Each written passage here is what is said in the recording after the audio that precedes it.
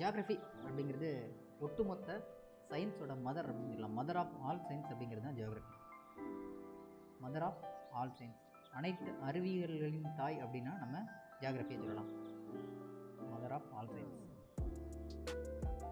சரி, இந்த ஜியாகிரஃபி அப்படிங்கிற வேர்டு இருக்கு இல்லையா, இந்த வேர்டை முதல்ல காயின் பண்ணது யார் அப்படின்னா எரட்டோஸ்தெனஸ் அப்படிங்கிற, இது ஒரு கிரேக்க வேர்டு.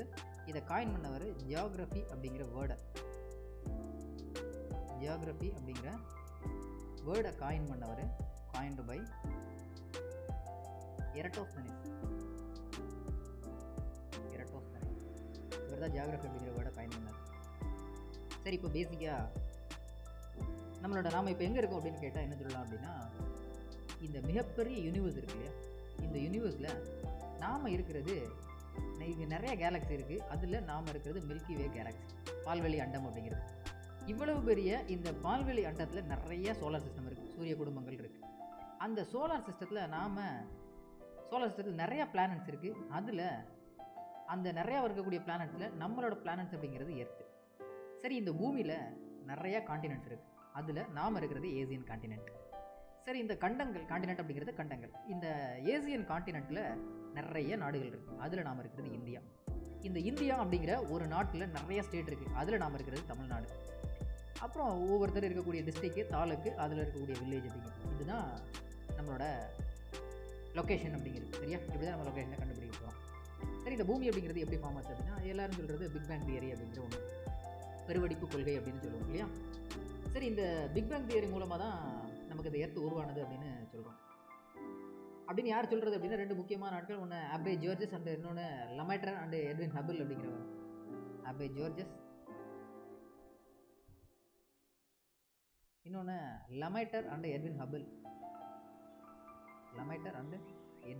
இவங்க தான் சொல்கிறாங்க நம்ம பூமி அப்படிங்கிறது எப்படி உருவானது அப்படின்னா நம்ம இந்த பிக் பேங் தியரி மூலமாக அப்படின்னு சொல்லியிருக்காங்க. சரி, இந்த ஒட்டுமொத்த இந்த யூனிவர்ஸத்தை பற்றி படிக்கக்கூடிய அந்த படிப்பு இருக்கு இல்லையா, அதான் என்ன சொல்லுவோம் அப்படின்னா காஸ்மாலஜி, அண்டவியல் அப்படிங்கிறது. ஏன்னா இருக்கிறதுலே மிகப்பெரியது என்னது யூனிவர்ஸ் தான். அந்த யூனிவர்ஸை பற்றி படிக்கக்கூடிய அந்த படிப்புக்கு பேர் தான் காஸ்மாலஜி அப்படிங்கிற பேர், அண்டவியல் அப்படிங்கிறது. சரியா. சரி, இந்த யூனிவர்ஸ் அப்படிங்கிறது கிட்டத்தட்ட உருவாகி 15 பில்லியன் இயர்ஸ் ஆயிடுச்சு. இது யூனிவர்ஸ் உருவாகி. அந்த யூனிவர்ஸில் நிறைய கேலக்ஸி இருக்குது, star, planet, asteroid, meteoroids, natural satellites நிறையா இருக்குது இல்லையா. அதாவது அதெல்லாம் என்ன சொல்லுவோம் அப்படின்னா செலஸ்டியல் பாடிஸ், வான் பொருட்கள் அப்படின்னு சொல்லுவோம். செலஸ்டியல் பாடிஸ், வான் பொருட்கள். சரி, இந்த செலஸ்டியல் பாடிஸ் இருக்கு இல்லையா, இப்போ நம்ம பக்கத்தில் இப்போ எக்ஸாம்பிளுக்கு கோயம்புத்தூருக்கும் சென்னைக்கும் எவ்வளோ டிஸ்டன்ஸ் எப்படி இருக்குது அப்படின்னா நம்ம லேண்டில் மெஷர் பண்ணிவிடும் இல்லையா. இது 2 வான் பொருட்கள் மேலே, இப்போ எக்ஸாம்பிளுக்கு எர்த்துக்கும் சட்டனுக்கும் இருக்கக்கூடிய டிஸ்டன்ஸ் எவ்வளோ, ஒரு 2 கோள்களுக்கு இடையில் இருக்கக்கூடிய டிஸ்டன்ஸ் எவ்வளோ அப்படின்றது எப்படி கண்டுபிடிக்கிறது அப்படின்னா, அதுக்கு அந்த டிஸ்டன்ஸை மெஷர் பண்ணுறதுக்கு தான் நம்ம எதை யூஸ் பண்ணுறோம் அப்படின்னா லைட் இயர் அப்படிங்கிற யூனிட்டை மெஷர் பண்ணுறோம். ஒளி ஆண்டு அப்படிங்கிறது, லைட் இயர், ஒளி ஆண்டு அப்படிங்கிற டேர்மை யூஸ் பண்ணுறோம். ஏன்னா ஒரு லைட் இயர் அப்படிங்கிறது distance travelled by light in year at a velocity of 3 × 10⁵ metre per second. 3 × 10⁵ metre per second அப்படிங்கிறது. இந்த ஒளி ஆண்டில் தான் நம்ம ஒரு 2 கோள்களுக்கு இடைப்பட்ட தூரத்தை நம்மளால் கண்டுபிடிக்க முடியும். சரி, இந்த யூனிவர்ஸ் அப்படிங்கிறது எப்போதுமே ஒரே மாதிரி இருக்குமா, இல்லை எக்ஸ்பேண்ட் ஆகுமா, இல்லை குறையுமா அப்படின்லாம் பார்த்தோம் அப்படின்னா, யூனிவர்ஸ் அப்படிங்கிறது எப்போதுமே எக்ஸ்பேண்ட் ஆகிட்டே இருக்கும். அதையும் நம்ம ஆட்கள் கண்டுபிடிச்சிருக்காங்க. Saul Perlmutter, Brian Schmidt, Adam Riess இவங்கெல்லாம் கண்டுபிடிச்சிருக்காங்க. இந்த யூனிவர்ஸ் அப்படிங்கிறது எப்போதுமே எக்ஸ்பேண்டிங்காக தான் இருந்துகிட்டு இருக்கும் அப்படின்னு சொல்லி. சரியா, கொஞ்சம் கொஞ்சமாக விரிவடைஞ்சிட்டே தான் இருக்கும் இந்த யூனிவர்ஸ் அப்படிங்கிறது. சரி, இந்த யூனிவர்ஸில் நிறைய கேலக்ஸி இருக்குது. அந்த கேலக்ஸியில் நாம் இப்போ எர்த்தில் கேலக்ஸி இருக்குது, கேலக்ஸியில் நிறைய சோலார் சிஸ்டம் இருக்குது. அதில் நம்ம பிளானட்டில் எர்த்துன்ற பிளானட்டில், ஏசியாங்கிற காண்டினென்ட்டில், இந்தியாங்கிற நாட்டில், தமிழ்நாட்டில் இருக்கிறோம் அப்படிங்கிறது தான் நம்மளோட லொக்கேஷன் அப்படிங்கிறது. சரி, இப்போ நம்ம பார்க்க போகிறது என்ன அப்படின்னா இந்தியாவில் இருக்கக்கூடிய இந்தியாவோட அமைவிடம், நில தோற்றம், இதை தான் நம்ம இப்போ பார்க்க போகிறோம். சரியா. சரி, இந்தியாவோட லொக்கேஷன் அப்படின்னு பார்த்தோம் அப்படின்னா ஒட்டுமொத்த உலகத்தில் இந்தியா அப்படிங்கிறது ஒட்டுமொத்த நாடுகளை பார்த்தோம் அப்படின்னா 7வது இடத்துல இருக்குது, 7th லார்ஜஸ்ட் கண்ட்ரி. இது நம்மளோட பரப்பளவை தான் சொல்கிறோம். சரியா, மக்கள் தொகை கணக்கு விட்டு சொல்லல, பரப்பளவில் சொல்கிறோம். அதே மாதிரி ஏசியாவில் நாம் செகண்ட் பிளேஸில் இருக்கோம். ஏரியா வைஸ் ஏசியாவில் செகண்ட் பிளேஸில் இருக்கோம். ஒட்டுமொத்த உலக நாடுகளில் நம்ம 7th பிளேஸ் இருக்கிறோம். ஏசியன் காண்டினென்ட்டில் நமக்கு செகண்ட் பிளேஸ் இருக்குது. அப்புறம் இரண்டாவது பெரிய நாடாகவும் ஏசியாவில் இருக்குது. தெற்காசியாவின் ஒரு பகுதியாகவும் ஏனைய ஆசிய பகுதியிலிருந்து இமயமலை பிரிக்கப்பட்டு உள்ளது. இந்தியாவின் நிலப்பரப்பு எவ்வளவு இருக்குது அப்படின்னா கிட்டத்தட்ட 32,87,263 சதுர கிலோமீட்டர் ஸ்கொயர் இருக்குது. அதாவது உலகத்தோட ஒட்டுமொத்த பரப்பளவை கால்குலேட் பண்ணும்போது நம்ம நாடு வந்து எவ்வளோ பிளேஸ் ஆக்குப்பை பண்ணுது அப்படின்னா 2.4% ஆக்குப்பை பண்ணுது. கிட்டத்தட்ட அவ்வளோ பெரிய நாடு நம்ம இந்தியா அப்படிங்கிற ஒரு தேசம். சரி, இந்த இந்தியா அப்படிங்கிற தேசம் எந்த இடத்துல இருக்குது அப்படிங்கிறதுக்கான லொக்கேஷன் தான் இப்போ நம்ம சொல்லிட்டு இருக்கிறோம். சரி, இந்தியா அப்படிங்கிறத இப்போ நம்ம வீடு அப்படின்னா நமக்குன்னு ஒரு பவுண்டரி இருக்குது. அதே மாதிரி இந்தியா அப்படிங்கிற ஒரு தேசத்துக்கும் ஒரு பவுண்டரி இருக்குது இல்லையா. கிட்டத்தட்ட நில எல்லை அப்படின்னு சொல்கிறோம் இல்லையா, லேண்ட் ஃப்ரான்டியர் அப்படிங்கிறது ஒட்டுமொத்த இப்போ இந்தியா அப்படிங்கிறது இப்படி இருக்குது இல்லையா. இதில் இங்கெல்லாம் நில எல்லை இருக்குது, இங்கெல்லாம் கடல் எல்லை இருக்குது இல்லையா. இந்த மாதிரி நில எல்லைகள் மட்டும் எவ்வளோ இருக்குது அப்படின்னா கிட்டத்தட்ட 15,200 கிலோமீட்டர். இந்த மாதிரி டேட்டாவெல்லாம் நிறைய முறை கேள்வியில் கேட்டுகிட்டே இருக்கிறதா. இப்போ நம்ம நாட்டுக்கு நார்த்து, சவுத்து, ஈஸ்ட்டு, வெஸ்டர்ன் டைரெக்ஷனில் என்ன இருக்குது அப்படின்னா அது பாகிஸ்தான் இருக்குது. நார்த் வெஸ்டர்ன் டைரெக்ஷனில் இருக்கக்கூடியது ஆப்கானிஸ்தான் இருக்குது. நார்த் வெஸ்டர்ன் டைரெக்ஷனில் ஆப்கானிஸ்தான், இந்த north west, China, Nepal and Bhutan இது எல்லாமே நார்த்தில் இருக்குது. சைனா, நேபாள், பூட்டான் எல்லாமே. அதே மாதிரி பங்களாதேஷ், மியான்மர் இதெல்லாம் ஈஸ்ட்டில் இருக்குது. பங்களாதேஷ், மியான்மர்லாம் இருக்கிறதுலே நம்ம இவ்வளோ நாடுகள் நம்மளை சுற்றி இருக்குது இல்லையா. இதில் அதிகமாக பார்டர் நம்மளோட ஷேர் பண்ணக்கூடிய ஒரு கண்ட்ரி எது அப்படின்னா அது பங்களாதேஷ் தான். இருக்கிறதுலே கம்மியான பார்டரை நம்மளோட ஷேர் பண்ணக்கூடியது ஆப்கானிஸ்தான், ஜஸ்ட் 106 கிலோமீட்டர் தான். இதெல்லாம் ரொம்ப முக்கியமான டேட்டா தான். அப்புறம் நம்ம நாட்டோட லாங் கோஸ்ட் லைன், கடல் எல்லை இருக்குது இல்லையா, நீர் எல்லை, அது எவ்வளோ இருக்குது அப்படின்னா 6,100 கிலோமீட்டர் இருக்குது. இது வித்தவுட் ஐலாண்ட்ஸ் எல்லாம் கால்குலேட் பண்ணாமல். ஓவரால் ஐலாண்ட்ஸ் எல்லாம் கால்குலேட் பண்ணோம் அப்படின்னா அது நமக்கு 7,516.6 கிலோமீட்டர் அப்படிங்கிறது ஓவரால் லென்த் டிஸ்டன்ஸ் அப்படிங்கிறது. இந்தியாவையும் ஸ்ரீலங்காவை, இந்தியா இப்படி இருக்குது அப்படின்னா இந்த இடத்துல ஸ்ரீலங்கா இருக்குது. இது ரெண்டையும் பிரிக்கக்கூடிய அந்த இடம் இருக்கு இல்லையா, அதை தான் என்ன சொல்கிறோம் அப்படின்னா பாக் ஸ்ட்ரைட் அப்படிங்கிறது. ரெண்டு நிலப்பரப்பு பிரிக்கக்கூடிய ஒரு இடத்த தான் நம்ம என்ன சொல்கிறோம், பாக் ஸ்ட்ரைட் அப்படின்னு சொல்கிறோம். சரியா, இங்கே என்ன கொடுத்துருக்காங்க அப்படின்னா பாக் நீர் சந்தி அப்படிங்கிறது. பாக் நீர் சந்தி, ஓகேவா, அதான் பாக் ஸ்ட்ரைட். இதுவுமே கேட்பாங்க, இந்தியாவை ஸ்ரீலங்காவை பிரிக்கக்கூடிய அந்த இடத்துக்கு பேர் என்ன அப்படின்னு கேட்டால் பிரிக்கக்கூடிய அந்த ஆழமற்ற கடல் பகுதிக்கு பேர் பாக் நீர் சந்தி, பாக் ஸ்ட்ரைட் அப்படின்னு அர்த்தம். சரி, இதான்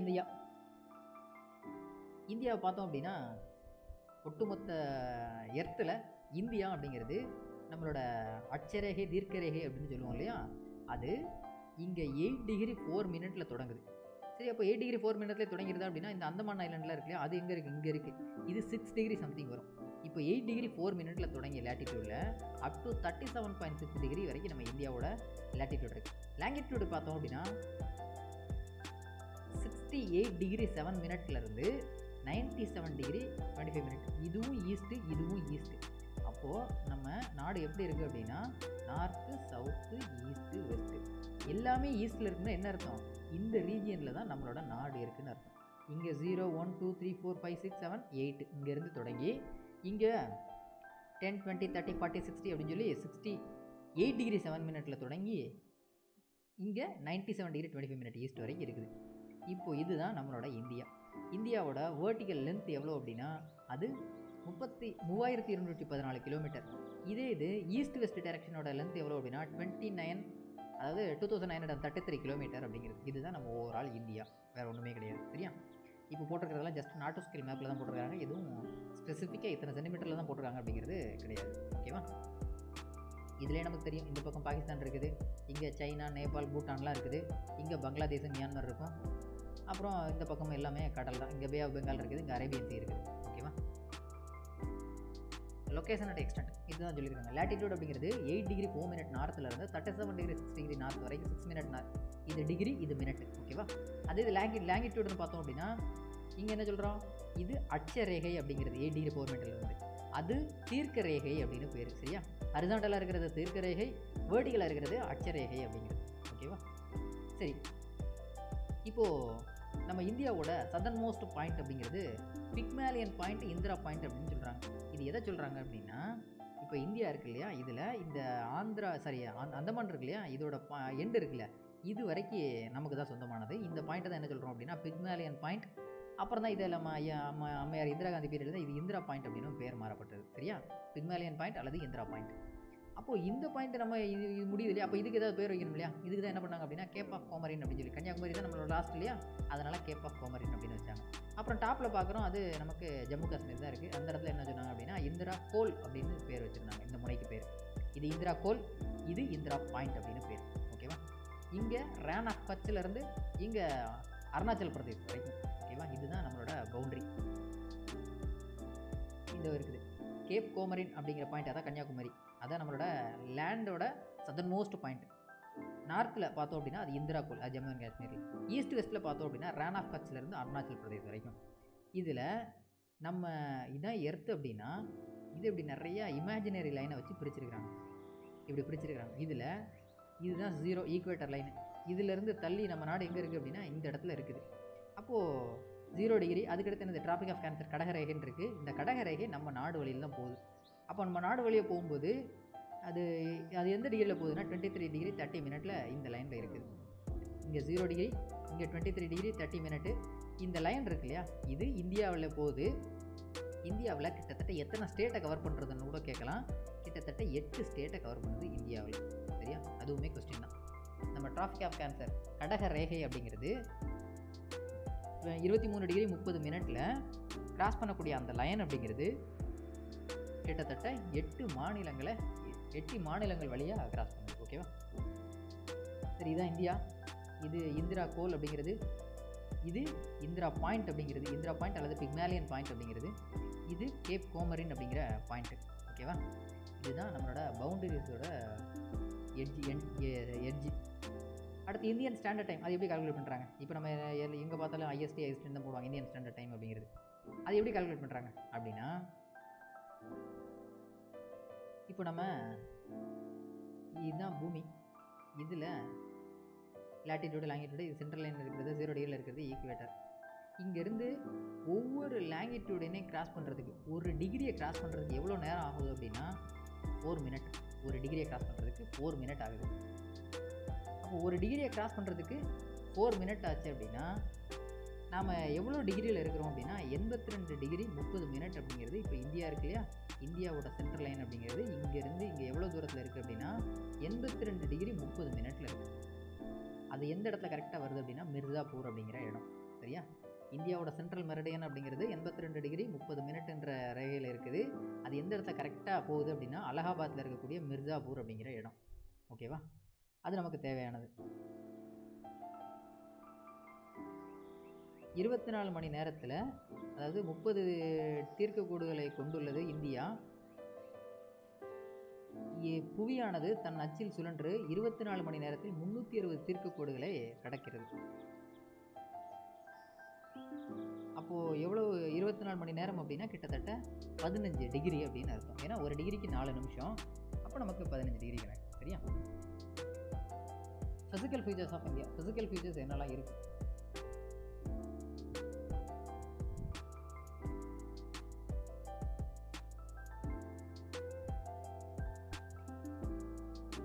ஃபிசிக்கல் ஃபீச்சர்ஸ் அப்படிங்கிறது ஹிமாலயன் மவுண்டன்ஸ் இருக்குது, கிரேட் நார்த்தன் பிளைன்ஸ் இருக்குது, பெனின்சுலர் பிளேட்டு இருக்குது, இந்தியன் டெசர்ட் இருக்குது, கோஸ்டல் பிளைன்ஸ் இருக்குது. ஓகேவா. அப்புறம் ஐலாண்டு.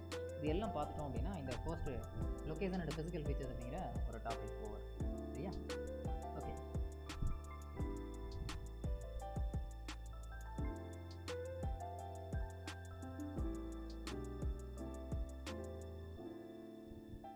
இந்த டைமிங்க்கு வேணால் இன்னொரு முறை கொஞ்சம் டீட்டெயிலாக கூட சொல்கிறேன். இது என்ன அப்படின்னு 82 டிகிரி 30 மினிட் சொல்கிறோம் இல்லையா, இது என்ன அப்படின்னா இது இந்தியா, இது எர்த்து, இதில் இங்கே இருக்குது, இதில் நம்ம இந்தியா இங்கே இருக்குது, இதுதான் நம்மளோட சென்ட்ரல் மெரிடியனை. இங்கேருந்து இதை ரீச் பண்ணுறதுக்கு எவ்வளோ ஆகுது?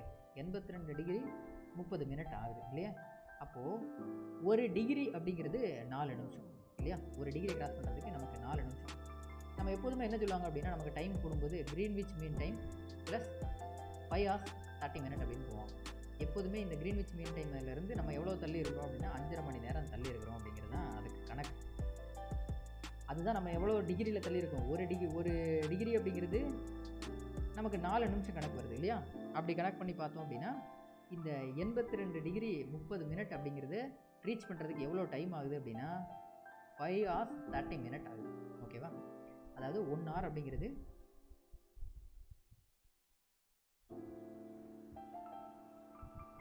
நம்ம 360 டிகிரி சுற்றி வர்றதுக்கு எக்ஸாம்பிள் சொல்லணும் அப்படின்னா 360 டிகிரி சுற்றி வர்றதுக்கு 23 hours 56 minutes ஆகும். 56 minutes 4 seconds. இதுதான் அக்யூரேட்டான டைம். அது நம்ம பூமியை எப்படி வெஸ்ட் டு ஈஸ்ட் ரொட்டேட் ஆகுது இல்லையா, இதுதான்.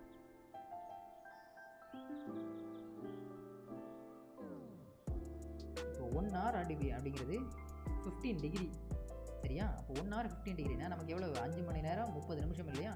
இதை கால்குலேட் பண்ணி பார்த்தோம் அப்படின்னா அது 82 டிகிரி 30 மினிட் வரும். ஓகேவா? அதுதான் நம்ம நாட்டோட அலகாபாத்தில் இருக்கக்கூடிய மிர்சாபூர் அப்படிங்கிற இடம்.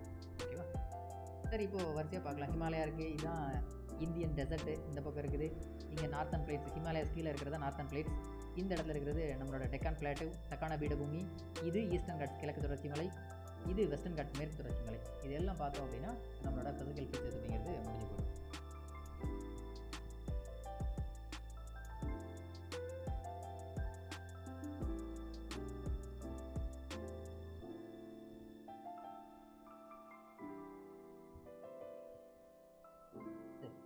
ஃபர்ஸ்ட்டு ஹிமாலயன் மவுண்டெயின்ஸ், அதுதான் நம்ம பார்க்க போகிறது.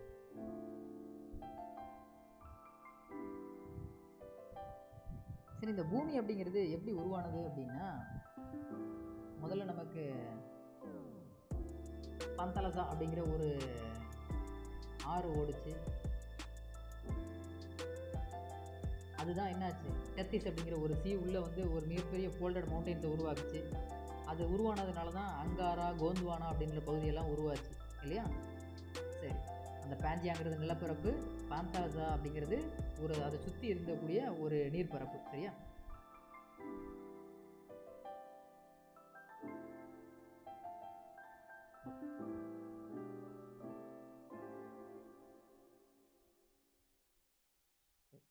இப்போ நம்ம ஹிமாலயன் மவுண்டெயின்ஸை பற்றி பார்க்கலாம். இந்த ஹிமாலயாஸ் அப்படிங்கிறது தான் இருக்கிறதுலே யங்கஸ்ட் அண்ட் லாஃப்டியஸ்ட் மவுண்டெயின்ஸ். அதாவது ரொம்ப இளமையான மலை மற்றும் மடிப்பு மலை அப்படின்னு சொல்கிறது.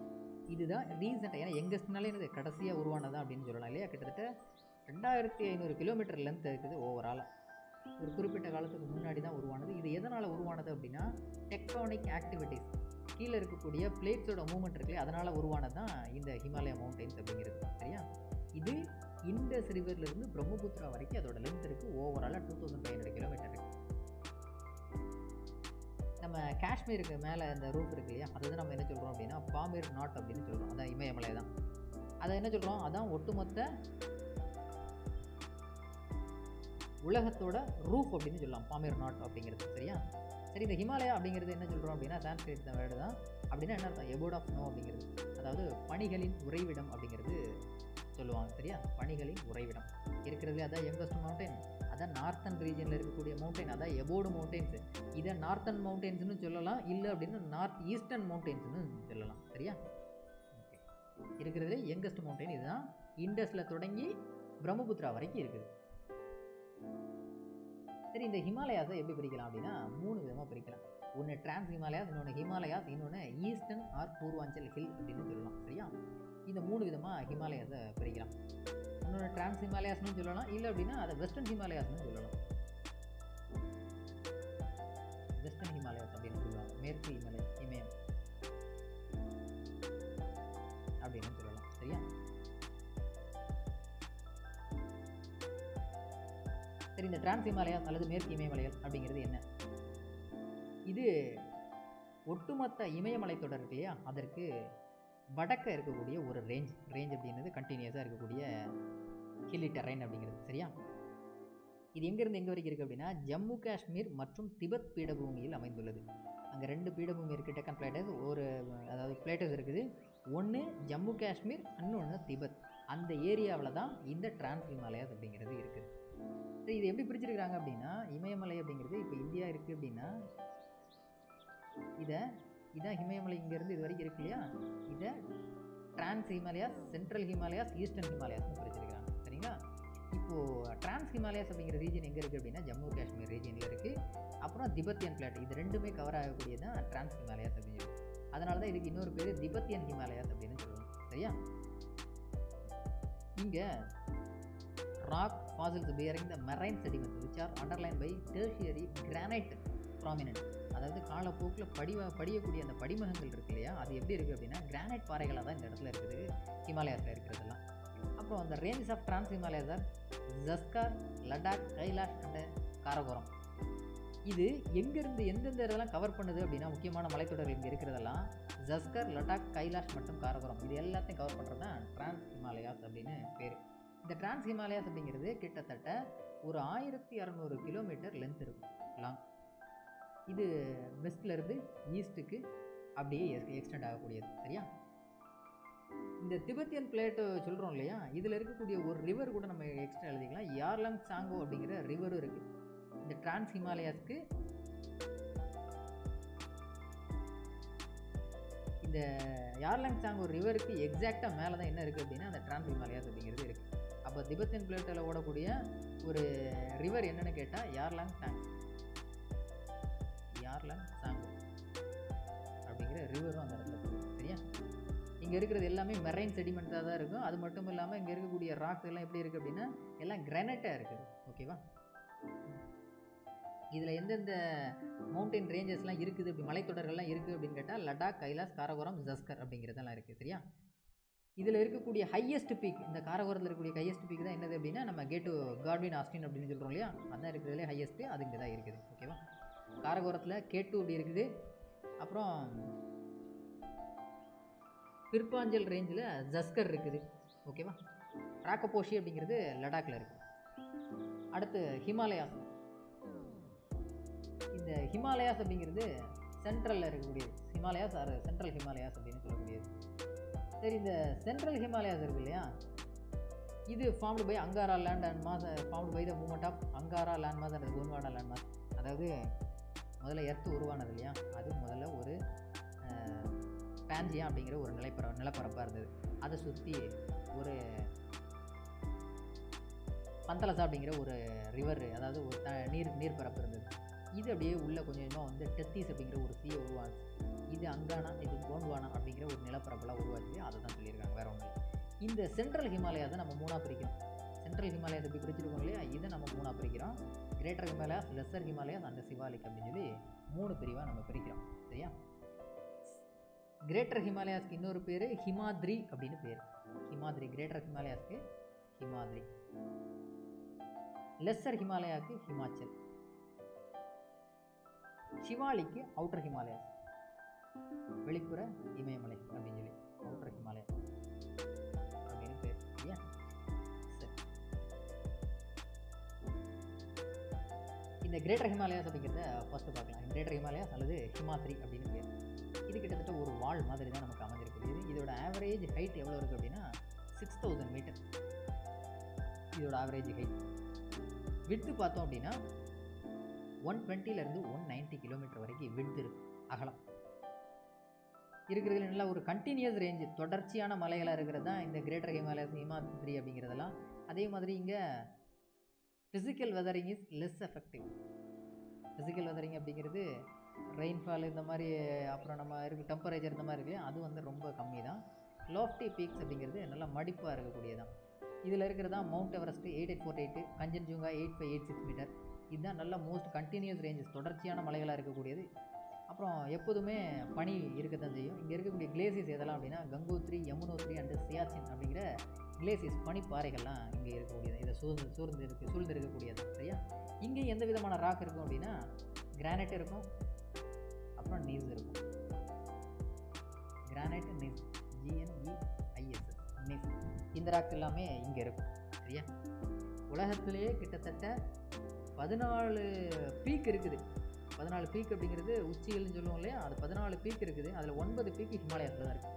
அந்த அளவுக்கு ஒரு பயங்கரமான நமக்கு ஒரு வால் தான் இந்த ஹிமாலயாஸ் அப்படிங்கிறது. சரியா? ஓகே, இதில் மவுண்ட் எவரெஸ்ட் தான் இருக்கிறது. மவுண்ட் எவரெஸ்ட் எவ்வளோ பார்த்துருக்கோம்? 8848. அப்புறம் அதுதான் எங்கே இருக்குது? நேபாளில் இருக்குது மவுண்ட் எவரெஸ்ட். கஞ்சன்ஜுங்கா அது நம்ம இந்தியாவில் இருக்குது, 8586 மீட்டர். இன்னும் 2-3 எழுதணும் அப்படின்னா நமக்கு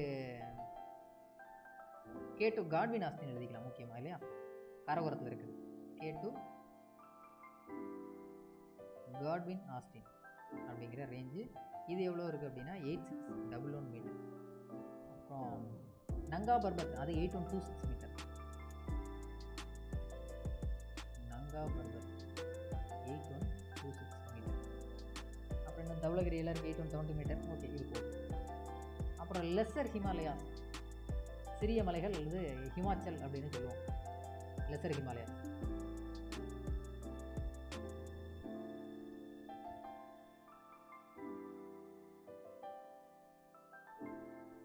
இந்த லெஸ்ஸர் ஹிமாலயாஸோட ஹைட், ஆவரேஜ் ஹைட்டு பார்த்தோம் அப்படின்னா 3700லேருந்து 4500 மீட்டர் வரைக்கும் இருக்கும்.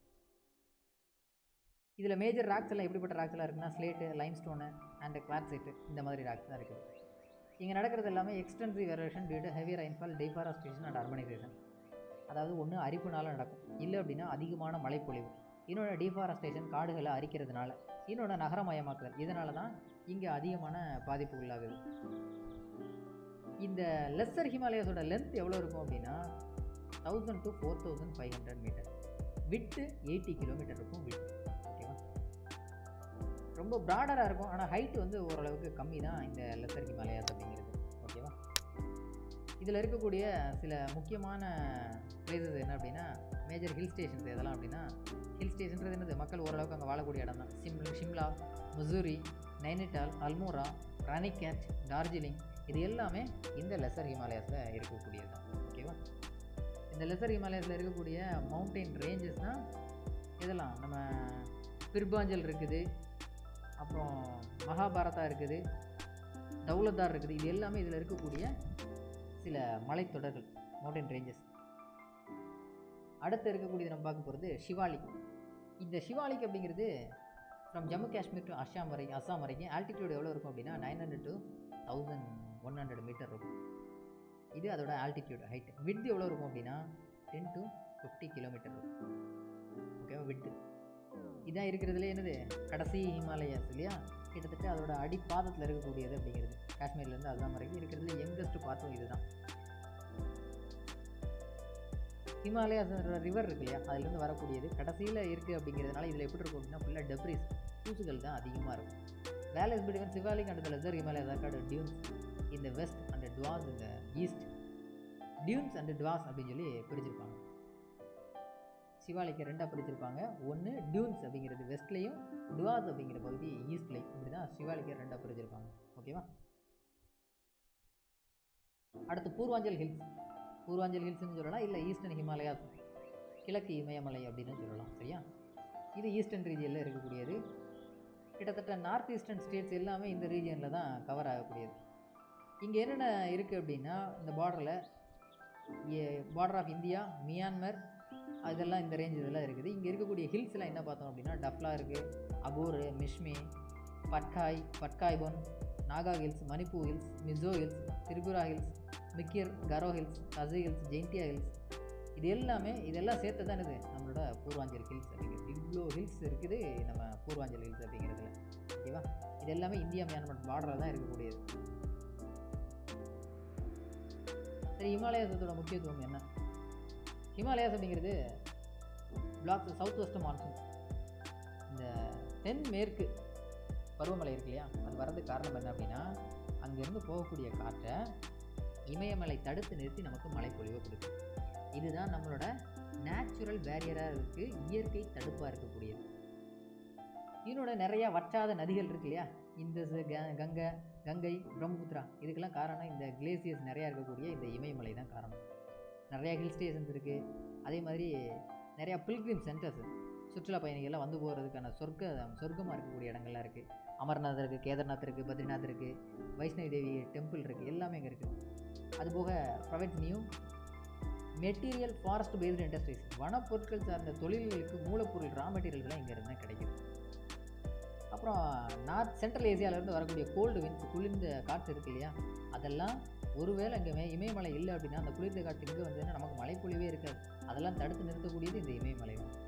அதே மாதிரி நிறையா பல்லுயிர்கள் இருக்கக்கூடிய ஒரு மலைப்பகுதியாகவும் இந்த இமாலயாஸ் இருக்குது. அதான் ரிச் பயோடைவர்சிட்டி.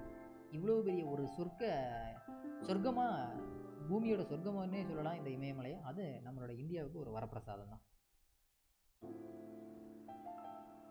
ரிமைனிங் நம்ம அடுத்த வீடியோஸில்